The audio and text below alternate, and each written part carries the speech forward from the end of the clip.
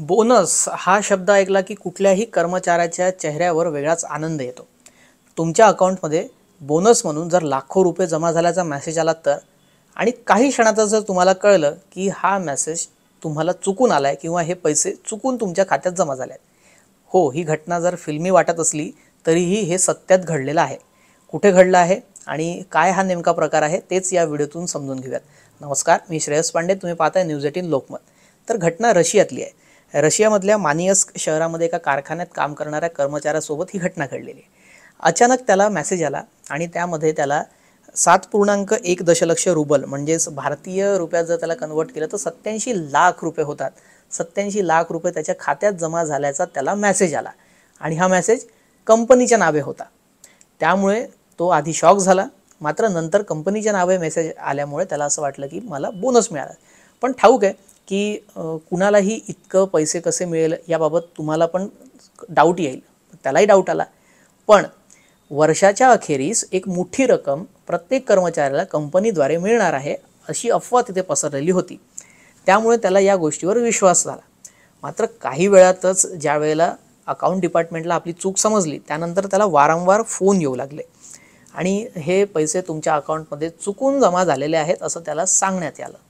मात्र त्याने कुठेतरी एक कायदा वाचला आणि त्यातून त्याने ठरवलं की मला हे पैसे परत करायचे नाही आहेत। सातत्याने अकाउंट डिपार्टमेंटचे फोन त्याला येऊ लागले की हे पैसे परत करा, चुकून तुमच्या अकाउंटमध्ये जमा झालेले आहेत। त्यानंतर त्याने दबाव कंपनीचा वाढता पाहताच लगेच कार खरेदी केली, त्यानंतर वेगवेगळ्या वस्तू खरेदी करण्यास सुरुवात केली आणि आपल्या कंपनीचा हा बोनस आहे असं समजून त्याने पैसे उडवायला सुरुवात केली। त्यानंतर तो एका वेगळ्या शहरामध्ये स्थायीसुद्धा झाला।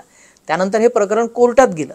त्यानंतर कोर्टामध्ये अशी बाजू मांडण्यात आली कंपनीकडून की एका दुसऱ्या व्यक्तीला हे पैसे, त्याचा पगार होता, म्हणजे एखाद्या कुठल्या उच्च पदस्थ व्यक्तीचा हा पगार असावा जो 87 लाख रुपये असू शकतो, तो सॉफ्टवेअर ग्लिचमुळे या व्यक्तीच्या अकाउंटमध्ये गेला। तर त्यामुळे असं झालं की याने कंपनीच्या नावे मेसेज आलेला आहे म्हणून ही बाजू लावून धरली की हे माझेच पैसे आहेत, मी हे परत करणार नाही। त्यानंतर कोर्टाने आदेश दिले आणि त्यानंतर त्याचं अकाउंट गोठवण्यात आलं आहे। मात्र एवढ्यावरही हा कर्मचारी ऐकला नाही, तर तो आता तिथल्या सुप्रीम कोर्टात गेला आहे आणि त्याने तिथं दाद मागितली आहे की हे पैसे मी परत करणार नाही। तर अशा प्रकारे चुकून आलेले पैसे त्याने थेट कार घेतली, वेगवेगळे सामान घेतले आणि त्यानंतर ते उडवले।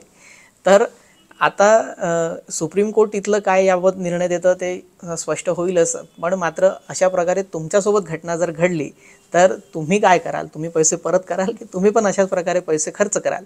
हे कमेंट करून आम्हाला नक्की सांगा आणि ग्लोबल अपडेट पाहण्यासाठी न्यूज 18 लोकमतला सबस्क्राईब करायला विसरू नका।